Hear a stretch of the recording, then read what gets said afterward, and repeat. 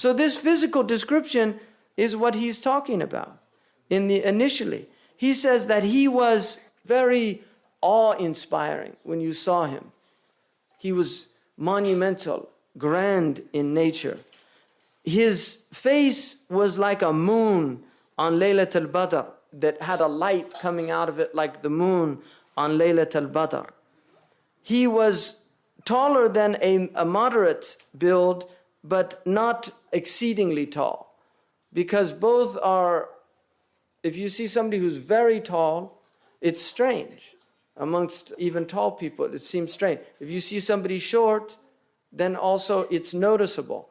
But he was of a middle stature, inclining towards height, because everything about him was middle. Everything, even his physical description, his color was a middle color. Lam yakun amhaq. He wasn't pasty white and he wasn't black. He was of inclining toward light skin because of the racism in human beings. I mean, that's one of the hikmah of that. Has to do with stupidity in human beings, in distinguishing between people because of color. He inclined towards light, but he wasn't pasty white. He was a color like what we call the harvest moon.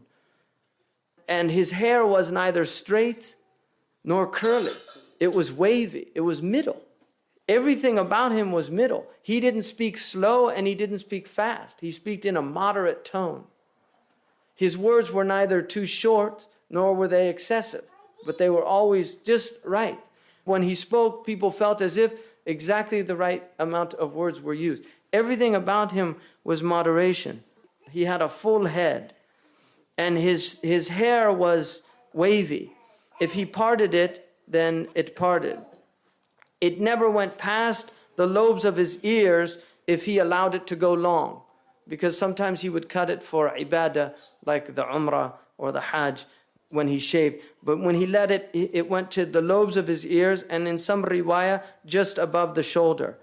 And then he was azhar al-lawn, which azhar al-lawn is not white and it's not dark. It's a light-skinned, what we would call in English a ruddy complexion. Wasi' al-jabin, he had a large forehead, which in physiognomy traditionally was an indication of high quality.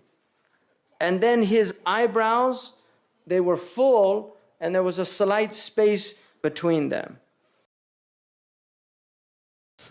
He had beautiful eyes. He had very, very white. His whites, what they call, ophthalmologists in America call happy eyes. But the whites of his eyes were very white, and then he had very striking dark eyes that were penetrating. And then he had a vein on his forehead that if he got upset, they could see the vein, sallallahu alaihi wasallam. The upper part of his nose was aquiline. So he had a beautiful nose that had like a bridging on the upper part. Lahu nurun ya'lu. And he had a light that came from that area of his face that was clearly discernible. وَيَحْسِبُهُ مَنْ لَمْ يَتَأَمَّلْهُ أَشَمْ كَثَّ اللَّحْيَةِ. He had a full beard, and his eyes were very dark. سَهْلَ الْخَدَّيْنِ. He had a high, beautiful cheek. ضَلِيعَ الْفَمِ. He had a mouth that was full, so that when he spoke, his pronunciation was perfect. And then they describe how he spoke. And the mellifluous nature of his speech. It was, when people listened to him, they were enraptured. And when he spoke, it was like birds perched on their heads. كَأَنَّ عَلَى رُؤُسِهِمْ الطَّيْرُ. It was as if there were birds perched on their heads. They were just so intent to hear what he had to say. أَشْنَب مُفَلَّج. His teeth were beautiful. There was slight space in the teeth. دَقِيقَ الْمَسْرُبَةِ. He had a light hair on his chest, which was manliness without having a lot of hair. وَكَأَنَّ عُنَقَهُ جِيدُ دُمْيَةٍ. His neck was like a gazelle's neck. He had a beautiful neck and a high neck. And it was like a gazelle's neck. It had like a beautiful, like a silvery clarity to it. مُعْتَدَلَ الْخَلْقِ. He was balanced in all of his outward aspects. badinan, he had a strong build, mutamasikan, and it was all perfectly formed. Sawa al-batni wa sadr, his stomach and his chest were equal. He never had a large stomach. He had no paunch. Even when he was in his 60s, his stomach was always flat. Sallallahu alayhi wa sallam. Allahumma salli alayhi.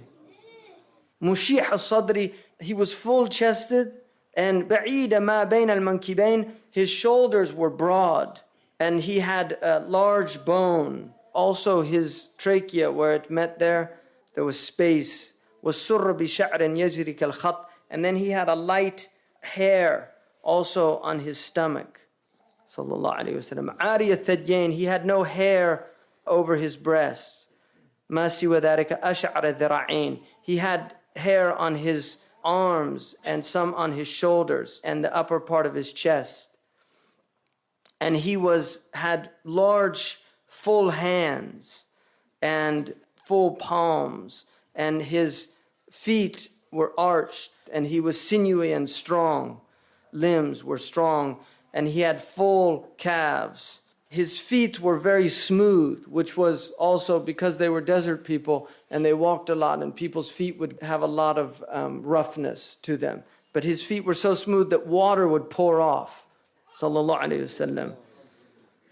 And then when he walked softly, honan, because the Qur'an says, وَعِبَادَ الرَّحْمَنَ الَّذِينَ يَمْشُونَ عَلَى الْأَرْضِ هَوْنًا.